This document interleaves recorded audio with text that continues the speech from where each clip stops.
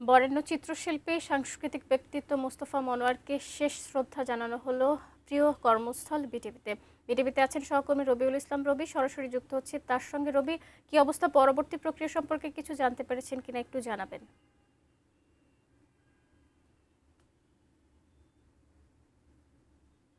শাকিলা, কিছুক্ষণ আগে বরেণ্য চিত্রশিল্পী মোস্তফা মনোয়ার ওনার জানাজা শেষ হয়েছে বিটিভি প্রাঙ্গণে।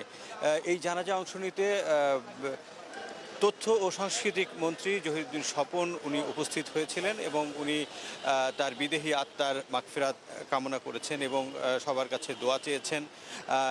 এছাড়া আমরা কিছুক্ষণ আগে দেখেছি যে যেই অ্যাম্বুলেন্সটিতে এখানে মরদেহ আনা হয়েছিল, সেই অ্যাম্বুলেন্সটি জানাজার পরপরই কিন্তু কেন্দ্রীয় শহীদ মিনারের উদ্দেশ্যে রওনা হয়েছেন।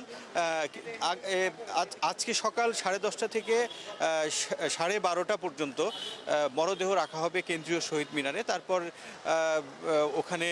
ওখান থেকে কেন্দ্রীয় ঢাকা বিশ্ববিদ্যালয়ের কেন্দ্রীয় জামে মসজিদে বাদ জোহর ওনার দ্বিতীয় জানাজা অনুষ্ঠিত হবে এবং দ্বিতীয় জানাজা শেষে ওনার যে দীর্ঘদিনের কর্মস্থল এবং শিক্ষকতা করেছেন, যেখানে চারুকলা অনুষদের প্রাঙ্গণে ওনার মরদেহ রাখা হবে এবং বাদ আসর বনানী কবরস্থানে ওনাকে দাফন করার কথা রয়েছে। এই ছিল আমার কাছে বিটিভির প্রাঙ্গণ থেকে সর্বশেষ তথ্য।